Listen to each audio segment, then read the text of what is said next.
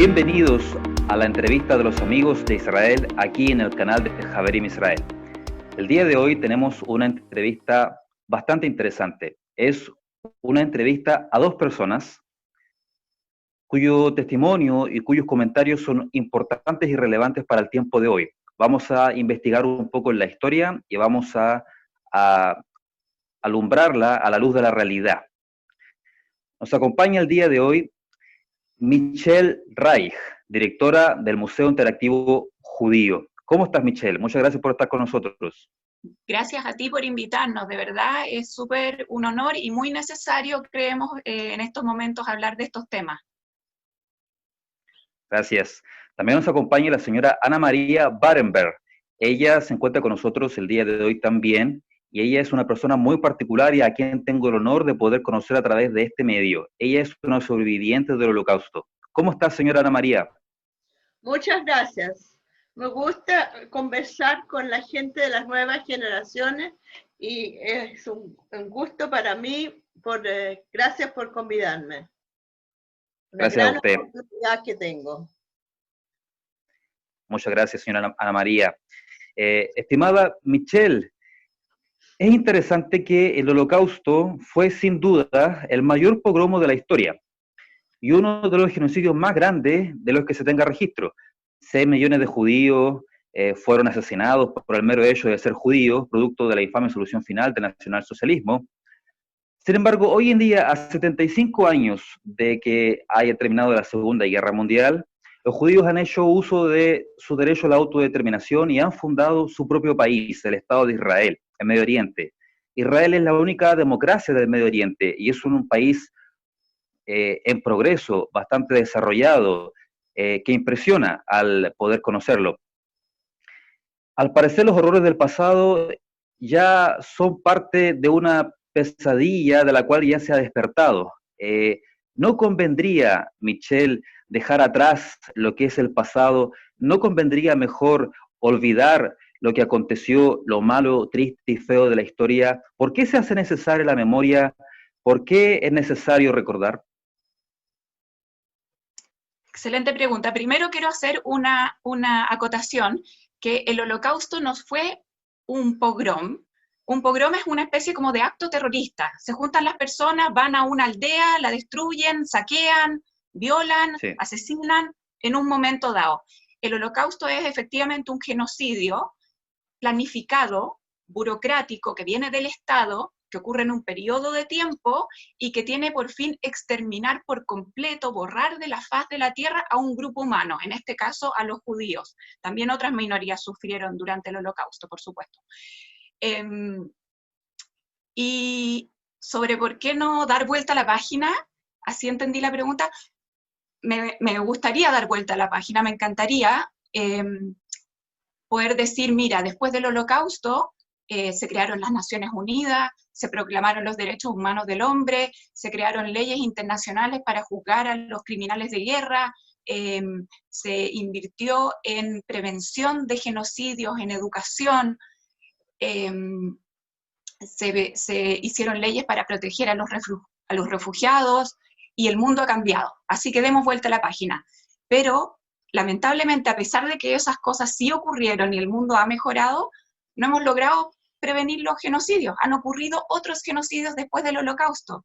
Entonces, quizás todavía no hemos aprendido las lecciones que teníamos que haber aprendido y no podemos simplemente dar vuelta a la página. Tenemos que seguir estudiando sobre el Holocausto y recordando por varias razones.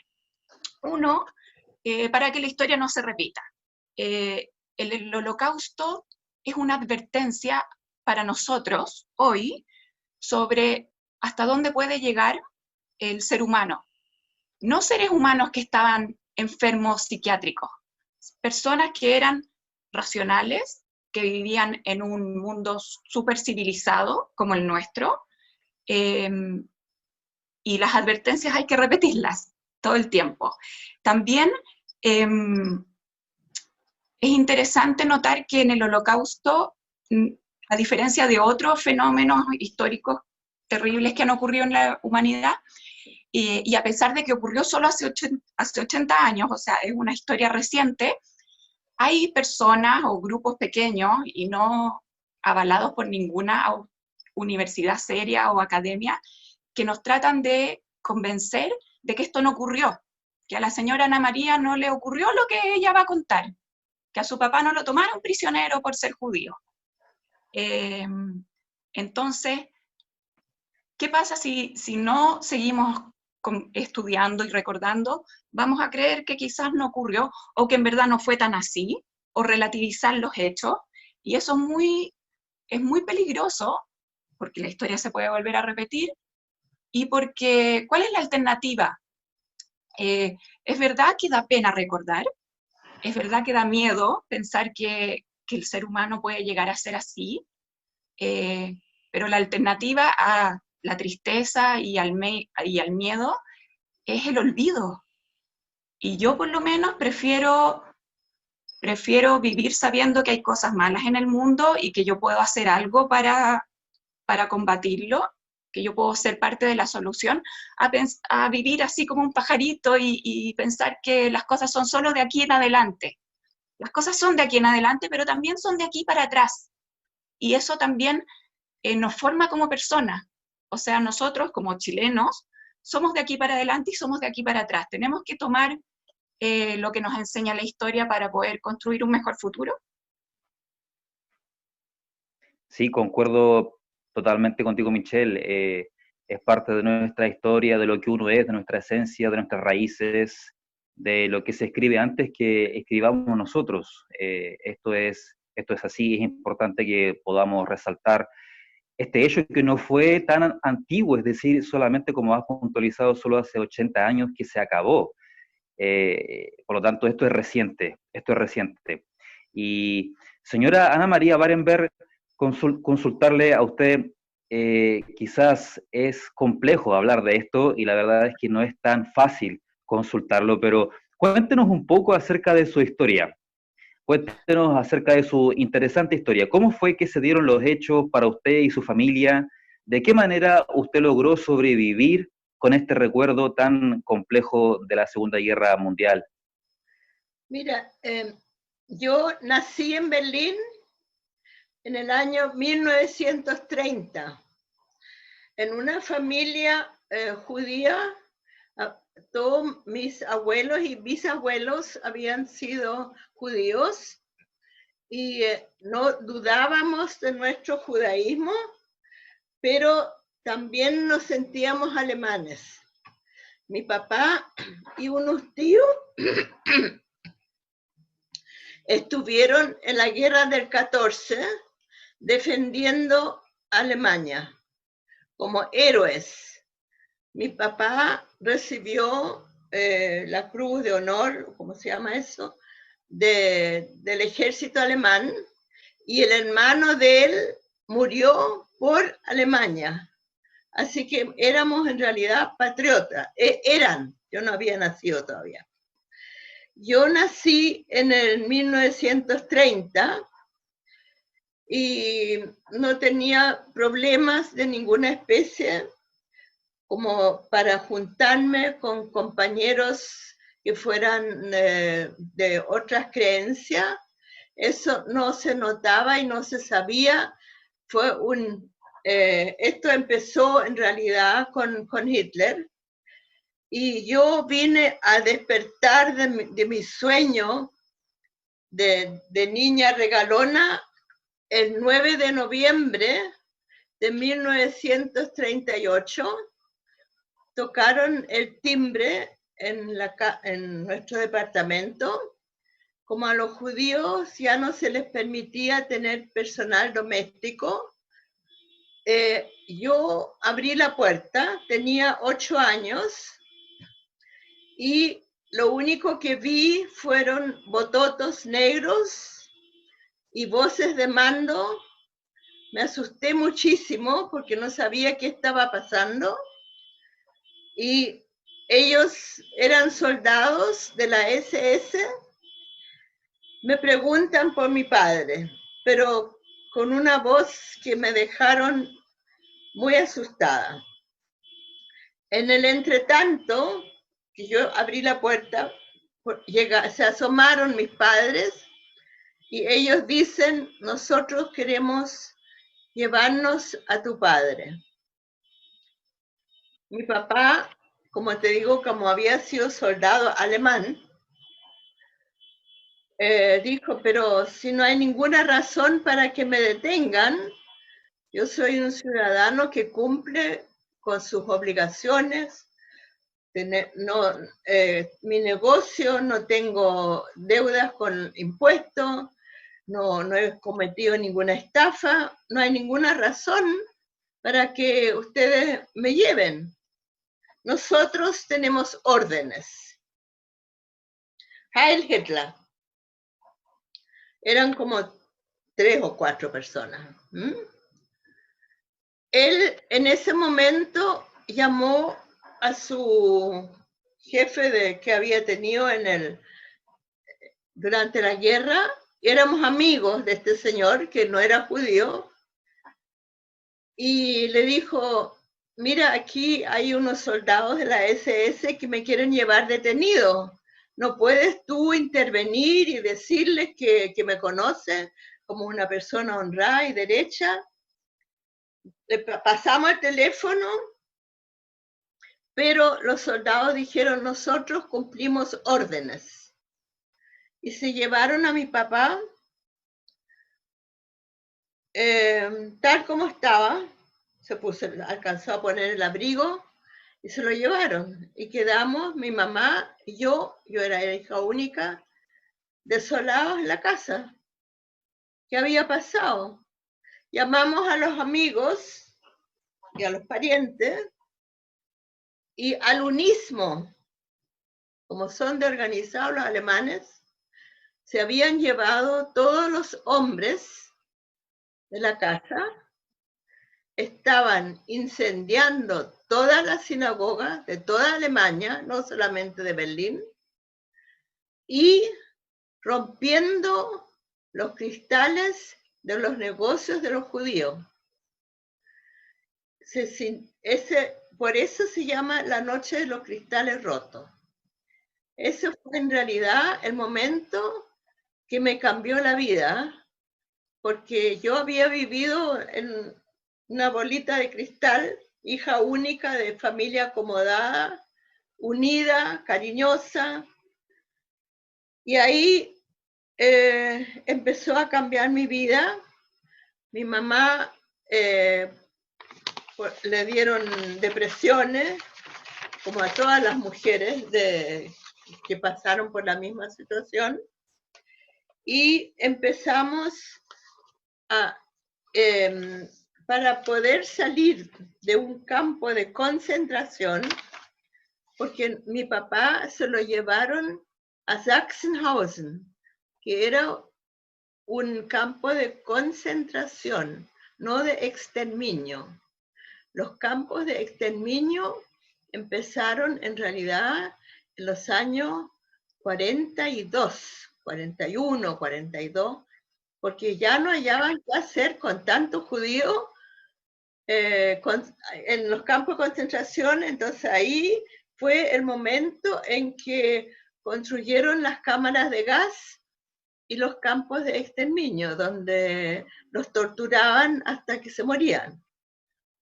Bueno, sigo con mi historia.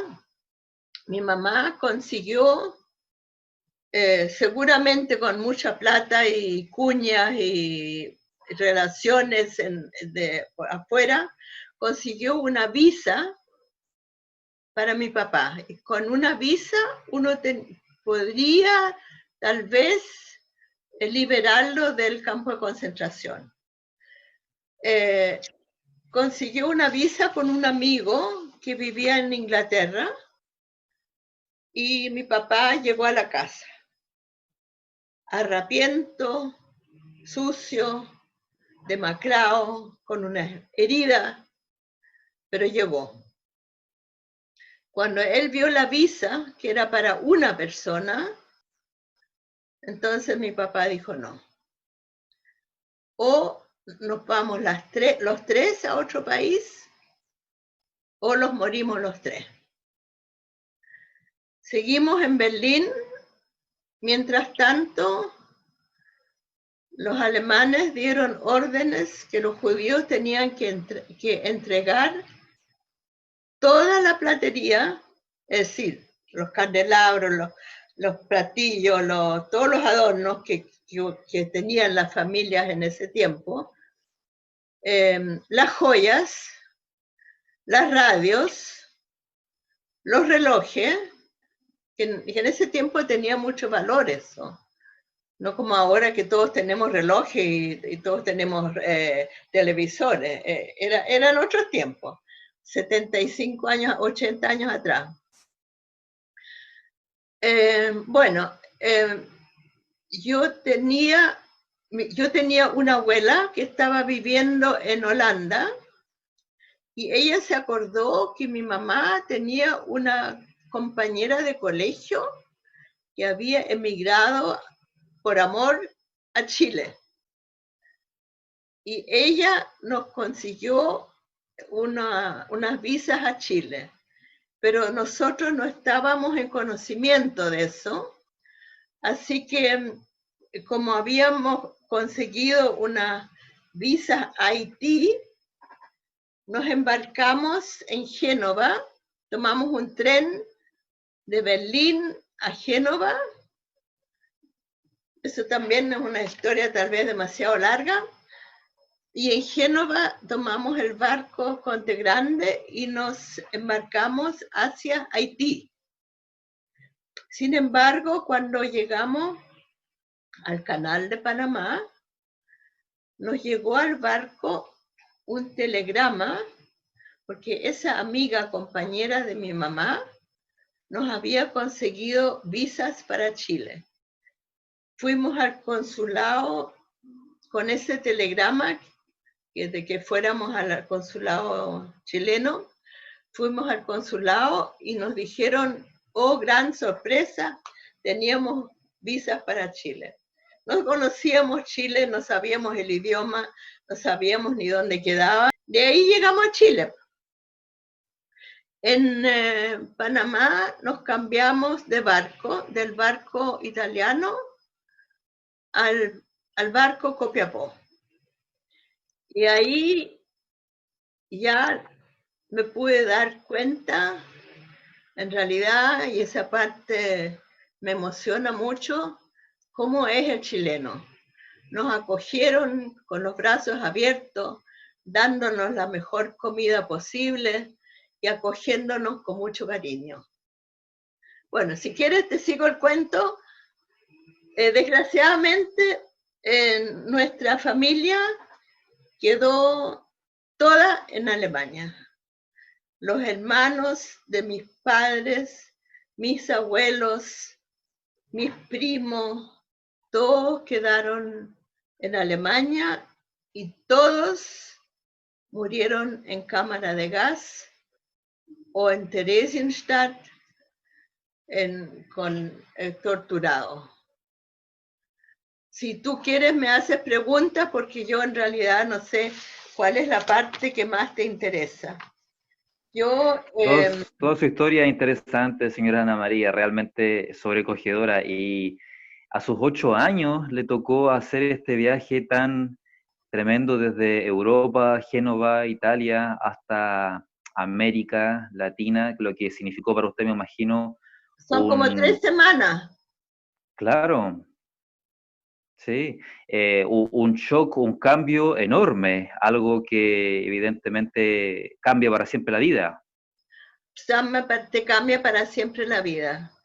Yo en otras charlas que he dado en el museo, también les he leído la carta que me escribió mi abuela un día antes de irse al campo de concentración. Seguramente para este momento sería largo para ti escucharla, pero... Cuéntenos qué pasó con su abuela de Holanda, señora Ana María. Había 2 abuelas, una que vivía en Holanda. Bueno, Holanda en ese tiempo todavía estaba libre de los alemanes. Y ella se fue a vivir a Holanda porque una hermana de mi mamá se fue a vivir, se casó, se fue a vivir a Holanda.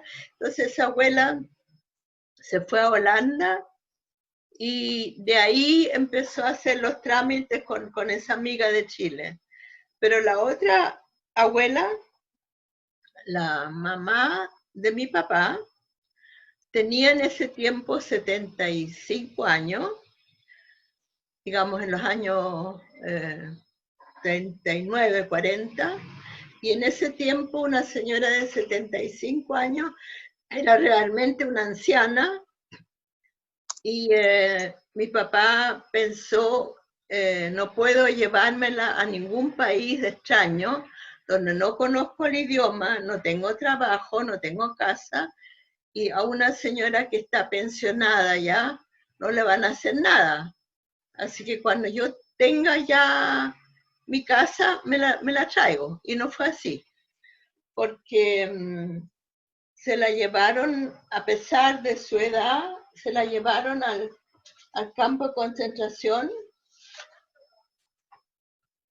Y si tú quieres, si tienes, no sé cuánto puede durar la charla. Sí, sí, adelante. ¿Sí? Ella es muy emotiva la carta, así que te pido disculpas de antemano si me sale una lagrimita por ahí. Ella me escribió en agosto de 1942. Es decir, ahí en ese momento yo ya tenía 12 años, ella había pasado 2 años en Chile. Entonces ella me pone, con gusto cumplo con tu deseo de escribir unos versos para ti, porque no sé si alguna vez en la vida podré volver a escribirte o verte, a pesar que no hay nada que anhele más. Solo por un corto momento pediría para tenerte cerca de mí. He envejecido mucho, he pasado por tanto que físicamente no me reconocerías. Estoy desfigurada, enflaquecí enormemente. ¿Cómo me veré si alguna vez vuelva de donde el destino me lleva en estos días? Me irradican de nuestra patria. Ella cree todavía que Alemania es su patria, porque la nacionalidad es una y la creencia es otra. Claro. ¿No es cierto? Nadie sabe para dónde nos llevan, dicen, que a un asilo, donde estaré con 10 o 20 desconocidos en una pieza, durmiendo todos juntos y otras cosas desagradables. Pero yo rezo a Dios para que Él me deje sobrevivir todas esas tragedias. Junta tú también tus manitas y pide por tu Omi, por tu abuelita. Piensa que amargura si no los puedo ver nunca más. Escribir no me dejarán hasta que termine esta espantosa guerra. En el reencuentro en el que apenas puedo creer, tendré mucho que contar. Ojalá fuera luego. Hasta entonces sigues siendo tú, mi nietecita amorosa y tierna. Y no olvides a tu vieja abuelita, la cual te adora infinitamente.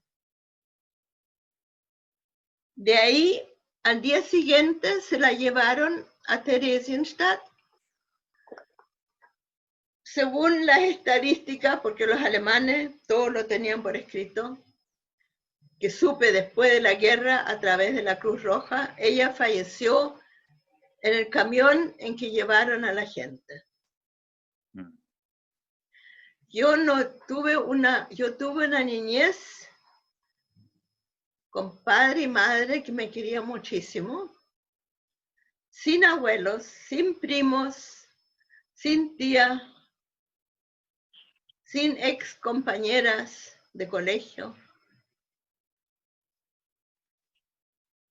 Gracias a Dios tuve la suerte de venir a este país donde nos acogieron muy bien. Gracias a Dios, por supuesto, señora Ana María, qué tremendo su testimonio y qué importante es que su testimonio, su historia se pueda dar a conocer Como decía recién Michelle, estas cosas tienen que saberse, ocurrieron hace poco, y qué valioso es poder contar con su presencia y con sus propias palabras, una fuente primaria para poder conocer esta realidad y que tan lejos la vemos a veces, sin embargo es tan real, sobre todo para algunos sobrevivientes como usted. ¿Cree usted, señora Ana María, que hace falta en Chile difundir más acerca de esta realidad, acerca de este evento histórico? O Michelle, si nos puedes también comentar, ¿creen que es necesario que todavía los chilenos logremos despertar a lo que ocurrió y tomar una mayor conciencia de la historia reciente en relación con el pueblo judío? ¿Se hace necesario difundir un poco más?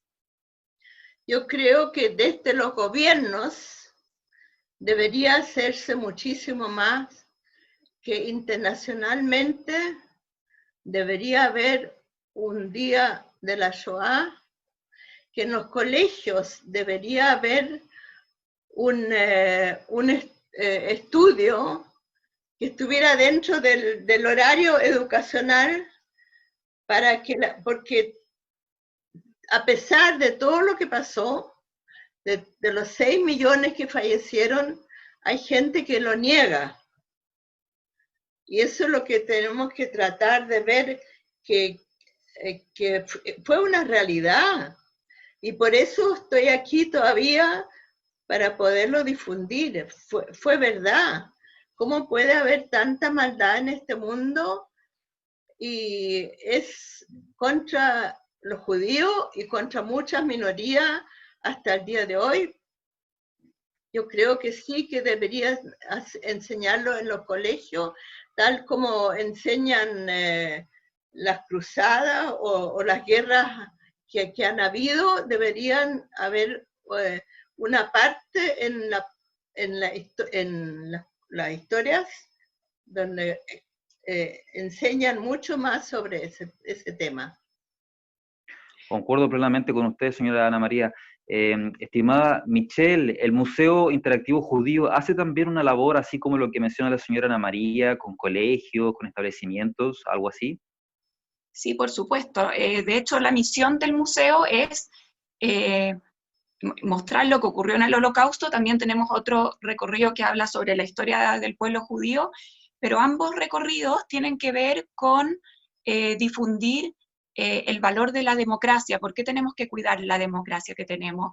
El valor de la multiculturalidad. O sea, ¿por qué no necesariamente tenemos que ser todos iguales? Que la diferencia nos enriquece como chilenos.